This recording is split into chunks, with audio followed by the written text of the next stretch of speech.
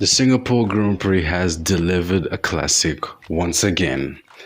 We all thought that it may be the same result of Red Bull winning all the races in 2023, but they struggled throughout the weekend and hence giving chances to other teams to capitalize on their downfall. And I must say, 30 minutes after the race is finished, as I'm recording this, it's been a truly fantastic race.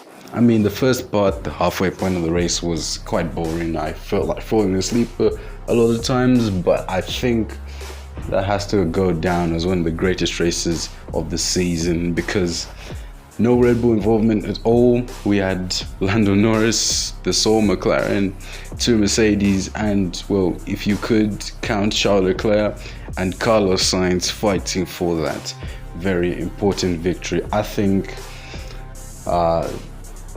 there's been less disappointment in this race. And I mean, Singapore, a safety car in every single edition from 2008 until this year.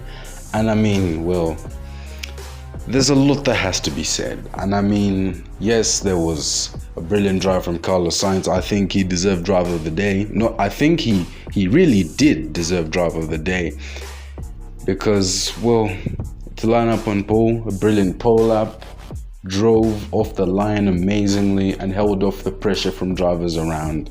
I think the driver of the day award to him was very deserved. Lando Norris drove a brilliant race and you just cannot dispute that because he was on the limit on those final few laps. Those final few laps are crazy. You know, 4 drivers within at some point 1.7 seconds.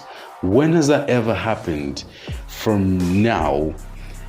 From 2022 until now, when has that ever happened? That must be the closest, well, it could have been the closest finish of the new era had George Russell not crashed out.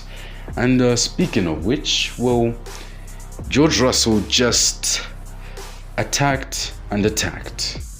But when he failed to get past Lando Norris, I feel like, and together with others around the world, feel like he should have just let Lewis Hamilton pass to overtake Lando Norris himself. And I think George Russell, well, did mess it up for Lewis in some way because Lewis Hamilton could have won that race.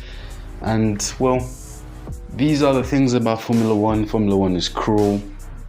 George did drive brilliantly, but he should have let his teammate at least go past if he failed to get past Lando Norris. And, well, what more can you say about that?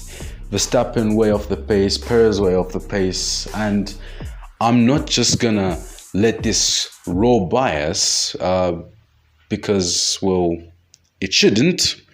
Liam Lawson, what a drive.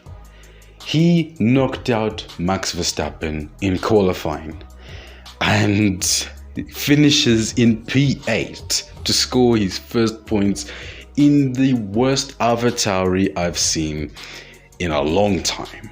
And Liam Lawson, to be honest, he did amazing. And I think he's showcasing his talent. And I mean, there should be more younger drivers to do this because, well, Nick de Vries did it last year in Monza and we know it's happened since. But Liam Lawson did the most and I'm very happy for him. And, well, he deserves every bit of congratulations that he's getting. And, you know, in his third race, and I mean, that's wonderful for Liam Lawson. He may just earn himself a seat for next season.